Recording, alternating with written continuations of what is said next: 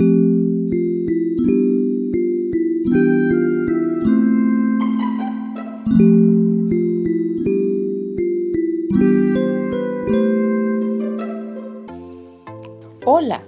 bienvenidos al mundo de Priscila. Hoy realizaremos un borde con motivos geométricos de 21 puntos de largo. Iniciaremos en la línea número 46 del sampler, 5 puntos o cuadros por debajo del ejercicio anterior. Justo en esta línea sujetaremos la hebra a la tela con la técnica del lazo. Luego giraremos la aguja y la insertaremos de arriba hacia abajo para hacer la primera diagonal. Luego la insertaremos en el segundo cuadro de abajo hacia arriba. Y en la línea superior haremos 2 diagonales de derecha a izquierda que cerraremos de una vez, es decir, completaremos estos 2 puntos y descenderemos para continuar con las diagonales de la línea de inicio, moviendo la aguja de arriba hacia abajo. Pero en la última diagonal moveremos la aguja de abajo hacia arriba para bordar 2 puntos completos en la línea número 45 del sampler. Luego descenderemos a la línea 48 para bordar 4 horizontales de abajo hacia arriba y de derecha a izquierda. En la quinta diagonal giramos la aguja y descendemos a la línea 49 para bordar 2 puntos completos. Con un movimiento de abajo hacia arriba pasamos a la línea 48 donde vamos a cerrar un punto. Subimos a la línea 47 y hacemos un punto completo. Bajamos a la línea 48, cerramos 2 puntos y ascendemos de nuevo a la línea 47. Cerramos un punto completo. Vamos a descender a la línea 49, donde vamos a hacer primero 2 medios puntos y luego los cerramos completamente.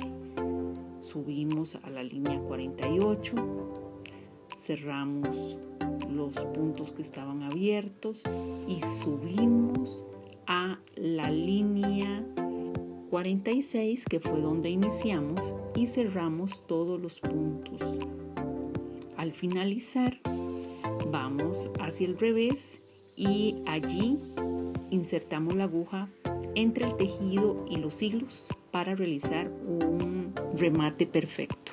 Y para terminar, cortamos la hebra y listo. Para comenzar la segunda figura, dejamos 3 espacios entre la primera y esta. Y luego de sujetar el hilo con la técnica del lazo, vamos a observar cómo se realiza este motivo.